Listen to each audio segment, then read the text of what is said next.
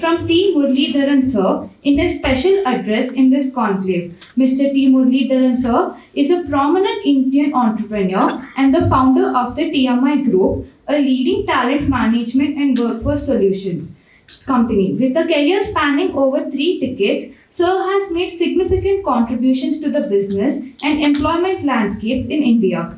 His initiatives include performance consulting, entrepreneurial ventures, leadership at TMI Group, industry advocacy, government advisory roles, educational background, media presence, authorship, various initiatives, and receiving awards and recognition. Overall, Mr. T. Muralidharan Sir's diverse background encompasses in entrepreneurship, leadership, industry advocacy, and a commitment to education and skill development, making him a respected figure in the Indian business community. It's time for us to hear from Sir. We welcome you. So I'm going to talk about what HR guy should be skilled. Right? It's a very direct topic to you. It's not about people. People doesn't need. I don't think you need my advice, but I think rest of them might be interested. I think one of the important points which he said was very important for me. HR has spent too long a time doing transaction, process, systems, but they've lost people. Right? If you ask, I'm challenging this, many of you there, if you do an anonymous survey of ordinary people in the company, what do you think of HR? It may not come in the top 3 on the functions in the company. Why? Because we have lost the people. If you ask a finance guy, who's your franchise? He will say my investor, he'll say my banker. If you ask a marketing guy, he'll say my customer. He's a franchise. His existence comes from there. Whereas HR people's existence comes from people. Now, the future of work is changing that domain itself. So my topic is extremely futuristic. Obviously, everybody will have a view on it. Some of you may agree, may not agree. But I've spent a lot of time, 3 years, researching on this topic. So what I'm presenting as much as possible is not anecdotal. I have some challenges in anecdotal storytelling because it's very interesting. We can clap, they can all enjoy, but you can't take anything from there. What you can take from there, and this is the future of HR, is statistics. So, one of the key message for today, we have to start believing in numbers. And my key story for today, often when we say, I've got 35 years of experience, today actually I am scared because 35 years is going to work against you, against your intuition. Your intuition comes from experience partly, right? This is the time, this is the era for complete unlearning, especially for HR. And that's the story I'm going to tell today, right? It's a revolution. We've been telling about companies, organizational change. It's time that HR community itself looks at this. Quickly, some data to show you that what is my credibility to carry this presentation. We work with 400 companies, 500,000 people. We work in India, we work with Government of India, we work with World Bank, we work with multiple companies around the world. So what I'm presenting is not TMI story. It's a story of what I see happening in companies. My exchange with a lot of CEOs. Fortunately, I'm a member of CEO Club, which is a very, very prominent club in India now. We have about 300 members. So the CEO's perspective, promoter's perspective is always very exciting. And you will be surprised to know one of the most interested person in my HR, whenever I talk about HR, is one of the biggest film producers in Andhra Pradesh, in Hyderabad. Big producer. A long time I used to ask, what is this so interesting about this person is interested in HR? Then I came back with one interesting conclusion. One of the greatest organizations which are ever run today, which is going to be exactly where we are going in the future, is called the film industry. There are no permanent jobs. Everybody come on project mode. Film actor, everybody is valued based on what they contribute. What you are talking about, 10% or 10, you're paid 10 and 30 rupees, you're paid 30 and deliver 10. Film industry is a beautiful industry to learn about the future organization, where it's going to be. And that's what I'm going to talk about a little more. So, Alu Arbendis are always fascinated. They keep telling me what's happening in your industry. I said, look, tell me what's happening in your industry. I want to learn from there. One of the things he told me was, I asked him, how do you judge what is the salary that you pay or what is the compensation you pay? He says market determines. But what is market? It's very simple. What is the last movie? What is the success of the movie? Determines its compensation for the next movie. So this is a very different thing from all our compensation theories in HR. There has to be continuity, people are valued on job roles, and we rank people on job roles, a lot of money is made on consulting, but the future of compensation is completely going to change. So let's talk about it. So all of these concepts that I talked about here today have come from multiple consulting work I do. And very quickly about TMI Group, we are one of the largest companies in an integrated approach to talent. We source people, we train people, we learn. We are one of the largest companies in learning science. And one of the big research work we do is on understanding why adults don't learn. Why HR guys don't learn. Like you said, HR guys don't learn technology. That's our interest topic for me. Why people don't learn, right? So, the learning science and technology, we've done a lot of research. We are a very large company in the area of assessments. And the first point of the session is about how workplace, and the entire workforce is changing. Now, which is something many of the HR guys don't understand. I'll show you some statistics. The first thing is competing forces are happening. In 2030, they said only 9% of the total employees in the US, only 9% will be full-time employees. Where do the HR work today? Full-time employees. They know nothing about the rest of the people. They don't know what staffing employee does. They don't know what a gig worker does. They don't know how to source them. They're saying already 9%. I'm going to show you some statistics about India later on. 56% of the people think government will get more seriously involved in business. That means we need to understand, like already there is a big event happening in Karnataka about private reservations and so on. Why do government get involved? I'll tell you one important statistic. In BFSI sector, which people talked about, majority of the in companies, banking, financial services, insurance, input attrition is 90%. That means if you hire 100 people in 12 months, 90% of them leave in the first 6 months. We are the biggest industry of making people incompetent. You hire them, give them a salary, bring them on board, 6 months later, you kick them out. Now this is going to be a great reaction from community. RBI is reacting already very strongly. Right? So the government is going to play a bigger role in everything that we do. We cannot escape. We've been escaping for too long. Reservation is one issue, attrition is another issue. The third thing which is happening, 60% of the people think, very few people think that long-term relationships are possible with the employer. Those era is ended, I think all of us know about it. I'll give you some statistics on how long is average lifetime. And 74% believe they have to take ownership. Like people were saying, some set of people don't want to take ownership, they want to be where they are, but more and more young people are saying their future depends on themselves. So HR is not going to drive, HR has to enable them. There's a difference between driving and enabling. Because people are interested, all you have to provide the environment. So this is the meaning. Let's talk about India. This is a very, very serious political issue. There are more women getting educated and less women are working. For example, in what is called, in the universities today, women are almost 50% as men. But labor force participation, women are about 25% and men are about 56%. So what is happening? Why women are learning? They're going to MA, BA, why they're not working? Right? This is a very important reason. Many organizations have not understood this even today. You talk about glass ceiling, we talk about women come in entry level and leave. For example, especially in India, India is the only country where women take on the family role as much intensity as work role.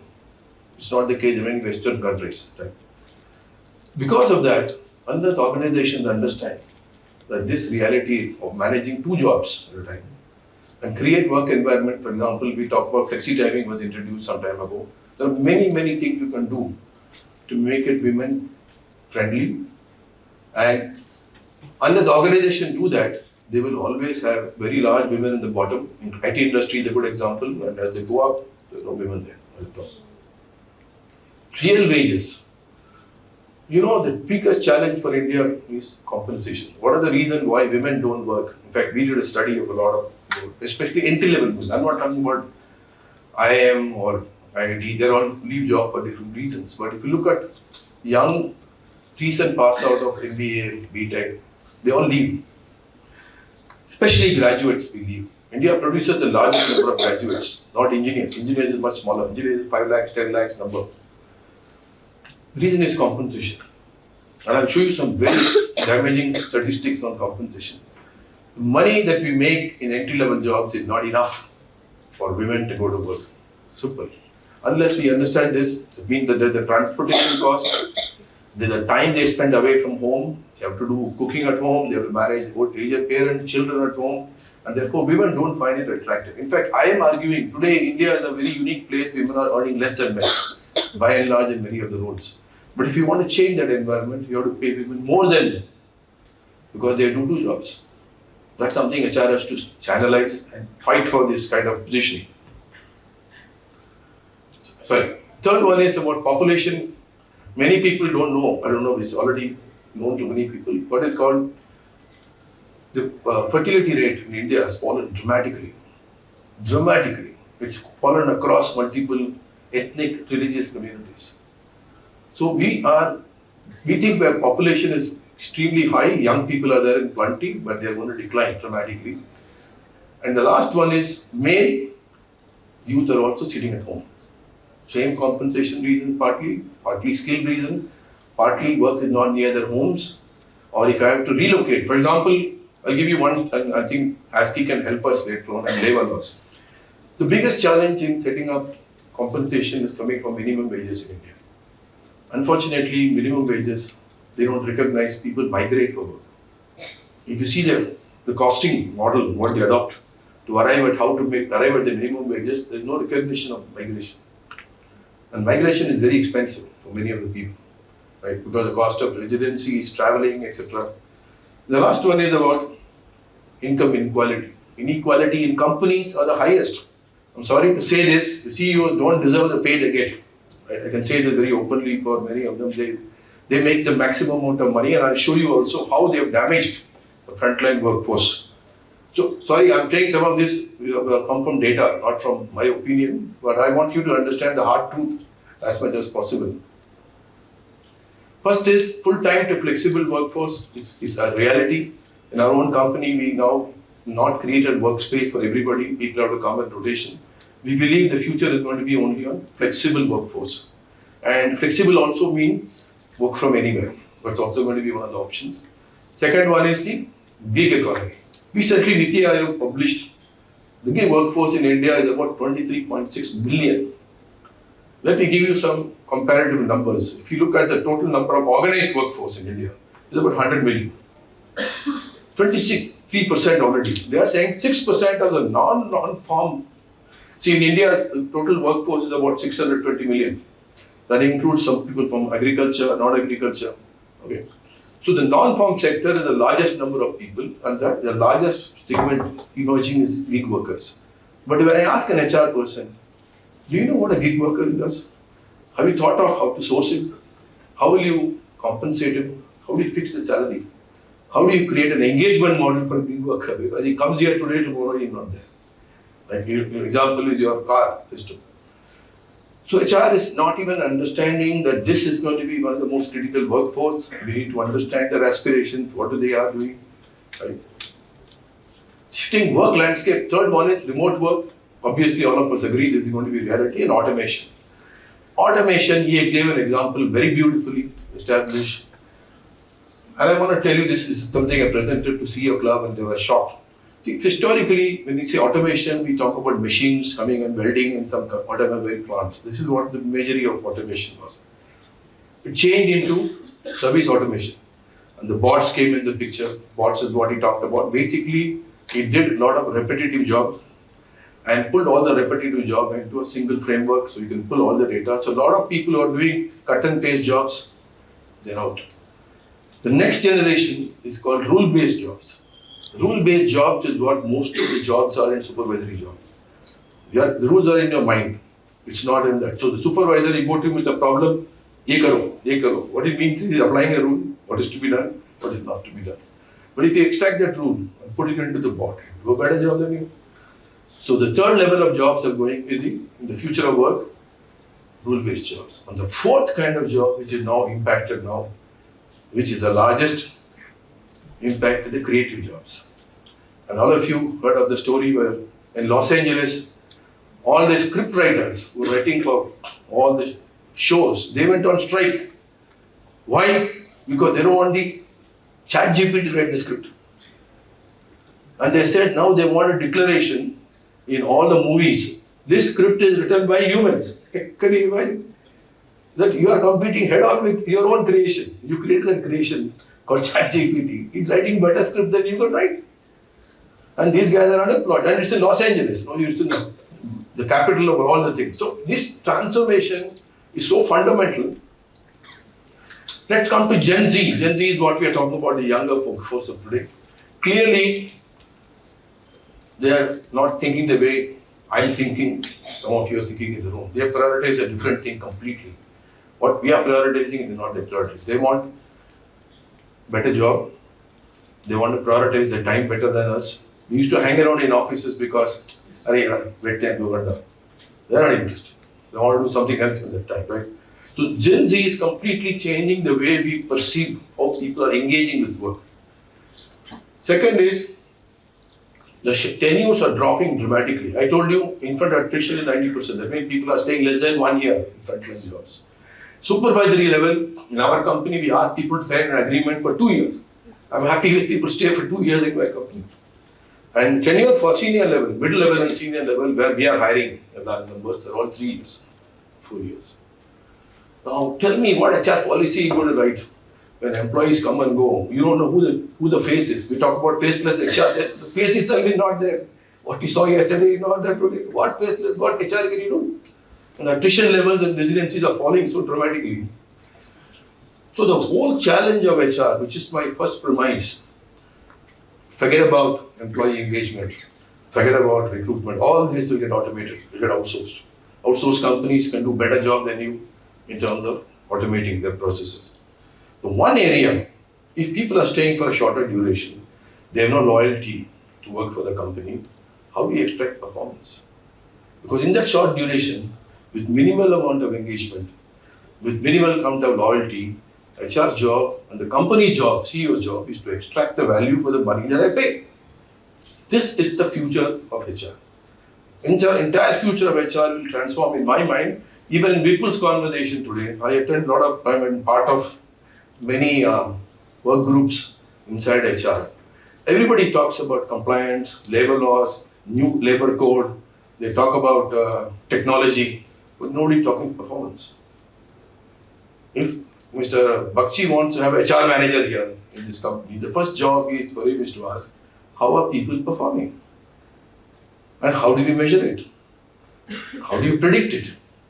That is what his job is, right? I don't want to know what all you do for otherwise. I do a lot of platforms, I build this platform, all this, it's all given. It's just, anybody can do, somebody will do.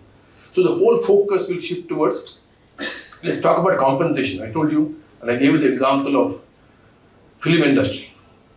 Compensations for middle management will strictly move towards annual performance review, annual compensation. In my mind, makes no sense at all. If people are staying for shorter duration, they want early payouts. Employees want early payouts, they're younger people, right? So your compensation will get linked to project based. Like IT industry, we see a lot of projects. Even when I'm designing KRA KPIs for our company, I'm designing KRA KPIs around projects. Because if you want to change something, convert it into a project, put a boundary around it, put some timeline around it, put some resources around it, something will happen. Otherwise, it's a change management, I want to change this, I want to change this, all nice rhetoric, but doesn't mean anything to anybody. So anything that you want to do now in companies has to be converted into a project with some outlines, really limit with resources, because if we don't provide the resources for it, it will not happen anyway, right? So this compensation structure is going to move within projects. If you go to within projects itself, annual increments will be linked to project bonuses. See, there's no concept of increment. You work on this bonus. I gave you the example of the film industry. You did very well, Everybody made money in the film, everybody got paid. End of story. No more payout. Next project, you start again from zero. You have to produce the result. So this is going to be a big challenge for many of the companies. HR people itself have to understand the biggest power center for HR is annual performance review. Everybody sits out working for hours together, make something as complicated as possible, as inscrutable as possible. So I asked the HR people sometimes, if you have the guts, put the entire performance review outcome on the table. Right? He got this high. How did he get? I know this guy been sitting next to him and buy vegetables from Mr. Bakshi. People know that. People know who's working and who's not working. There's no peer review. The entire performance review is not based on peer rating, right? Only peers know who's working, who's not working, apart from measurables. So the entire concept is going to change into a more transparent compensation and payout model. Right? This is what he talked about as compensation. This is what the statistics we did with Tata Institute of Social Sciences. It was a very elaborate multi-million data point project. We studied the compensation of an average factory worker over a 12-year period. And what you see, the blue line, is the average compensation over a 12-year period. But when you correct it for inflation, it's a red line. In the period which you studied for multiple industries, 50% of the industries, the frontline workforce compensation declined over a 12-year period, net of inflation. 50% remained constant. Very small percentage increased. So I asked the simple question, where does the money go? Because some companies are spending a lot of money on people. Guess where it went? The bosses took it. During the same period, the salary of the supervisory and managerial workforce went up 2.5 times. And these people's salary remained constant. So what we have done, we have taken money from the front line and put it to the middle and top management because they are managing themselves, they are making decisions for themselves, right? Now this is a very, very serious significant. For example, in BFSI industry, from 2010 to now, salary is almost constant. IT industry, a lot of people still talk about compensation is stagnant net of inflation. We calculate all of them, right? So I think this is the reason why youngsters don't want to work. And what has happened, and unfortunately for us, there are more young people because demographically we have more young people coming into the market. The demand is very less, we're not creating enough jobs. The intersection of demand and supply is compensation. So the entire youth in India, the whole demographics are working against them. Right? This is what has happened. So compensation has remained low because of the demographics also. Now, what kind of jobs are at risk? Now, I think generally we talk about jobs at risk. This is of course a McKinsey study, not mine, but the numbers are staggering. It says accordingly, in any job, 60% of any occupation that have about a third of their constituent of their work will go. That means on 60% of the roles, 30% of the jobs will go, it'll get automated. Then you have to ask yourself, what salary should I pay myself? In fact, I did a very interesting campaign when we were doing some work. I asked each person, I put a poster, if you are the CEO, you are the owner of your own company, what salary will you pay yourself? That's a very interesting question to ask, right? We always ask somebody else to pay. But you know what you are worth, what you are capable of, right? And one other question somebody asked was, when do I really become panicky about what I'm doing, the comfort level, whatever? You ask this question, will I pay this salary to myself if I'm the owner of this company? If you think you're not going to pay this salary to yourself, better upskill yourself or find another job. Right? Because they will discover it. As long as somebody doesn't discover, you're okay. But someday they will discover that you're overpaying yourself. Right? This compensation is a very important area. Apart from that, the automation is going to change 30 to 40% of every job. My job has changed dramatically. What I do. Today I spend more time in computers than what I ever did in the first 25 years of my life. I do analytics, I do forecasting.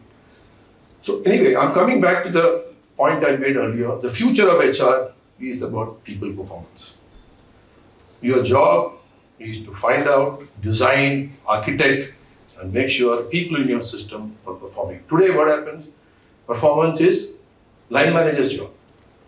HR says it's not my job. I got a performance management system, I put together moderation, funda, but I'm not responsible for extracting performance.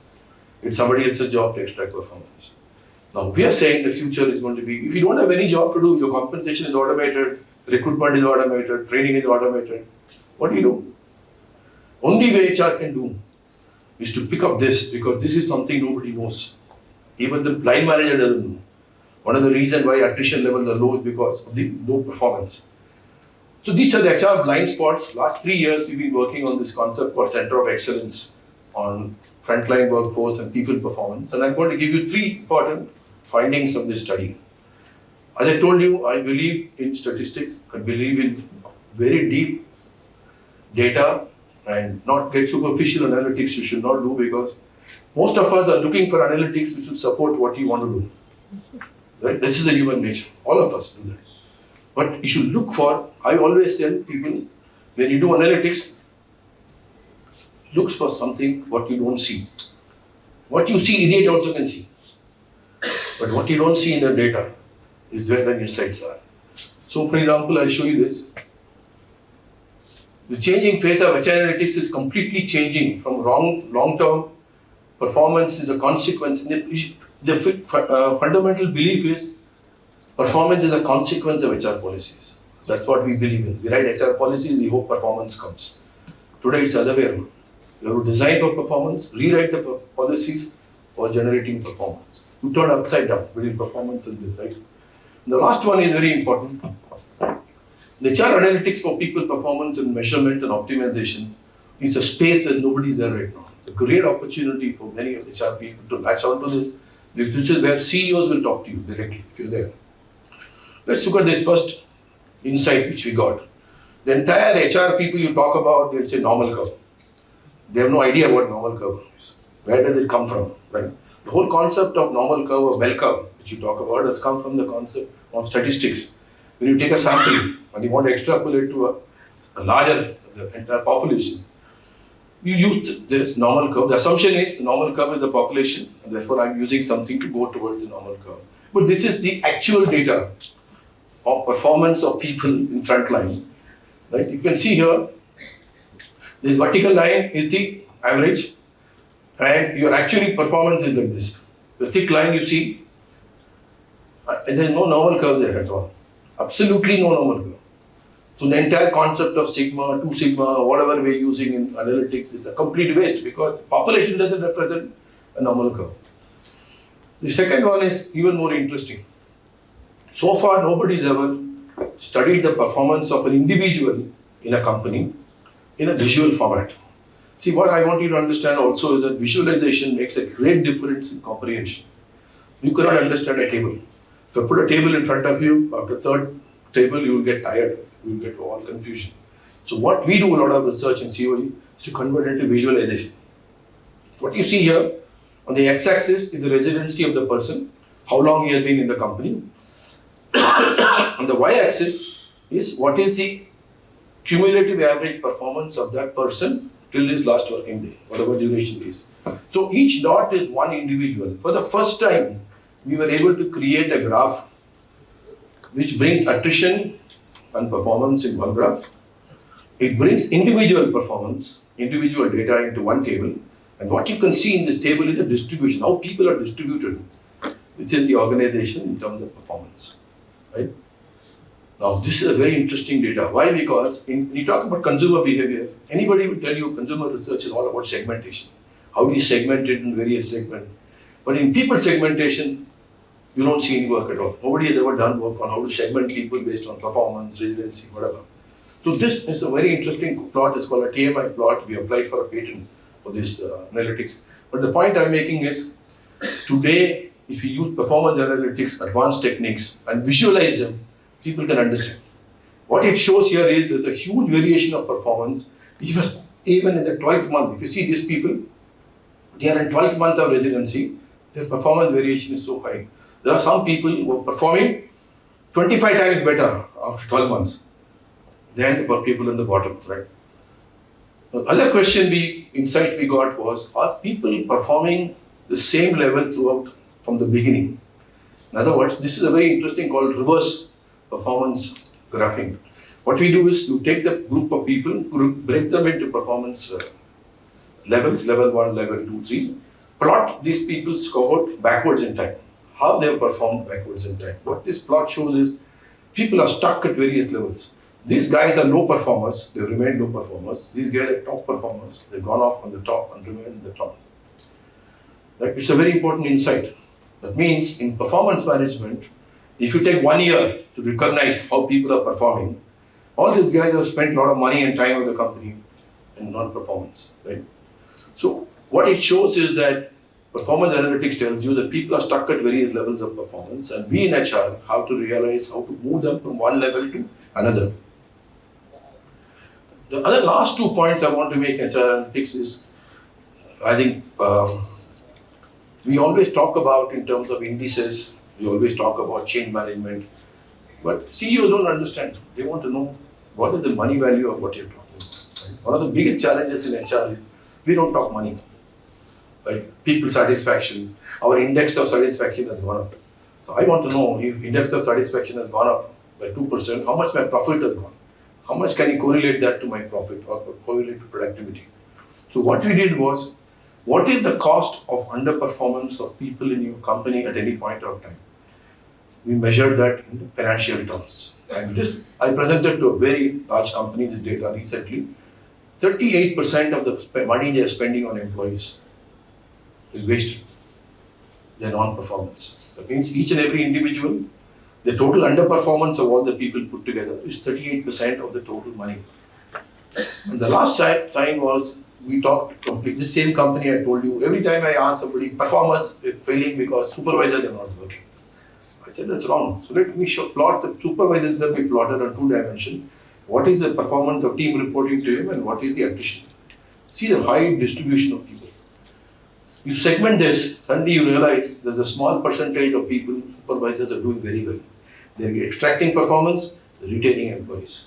Now this is the model of the future. What we are saying is, in any organization, a certain percentage of people are doing very well.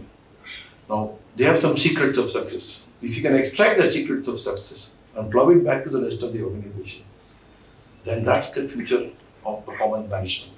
Performance management is not creating some KRA, KPI and leaving it to line manager to do. You have to create an extraction of the best performance information.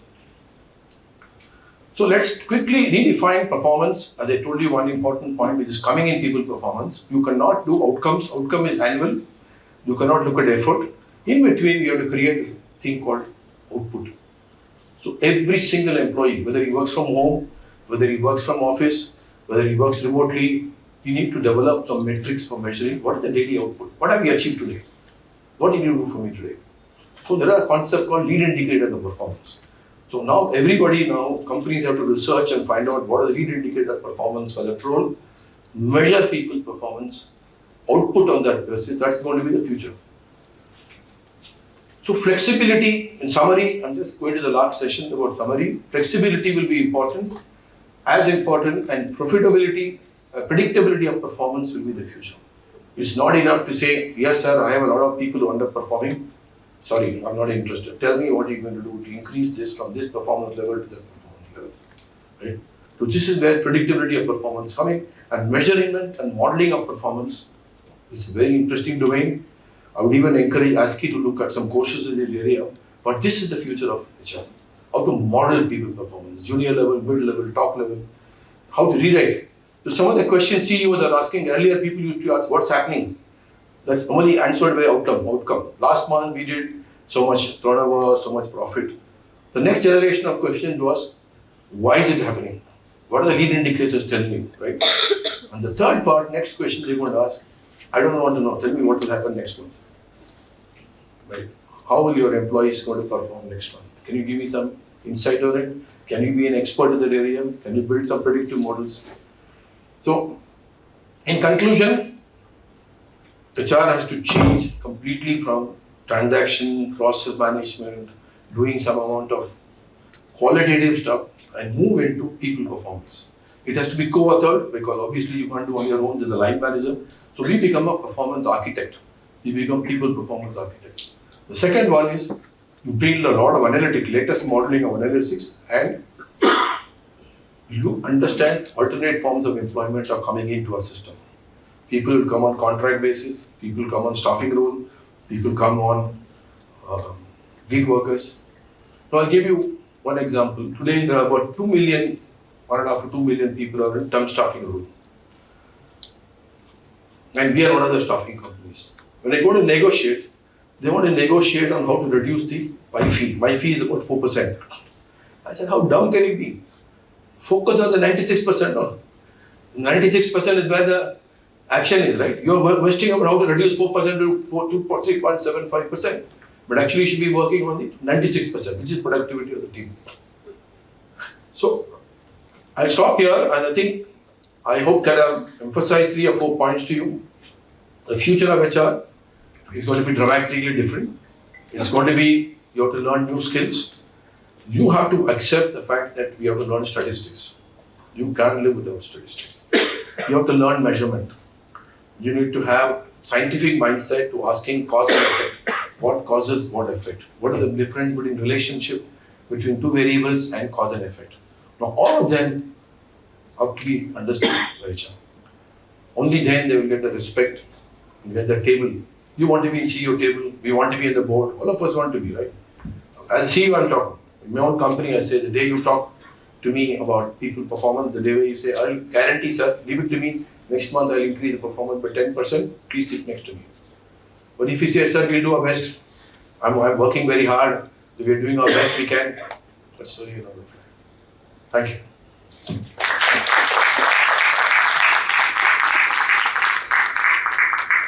We will now present the mementos as a token of our appreciation. We now request Dr. Nirmal Bagchi sir to present a memento to our distinguished speaker, Mr. Muralidhar.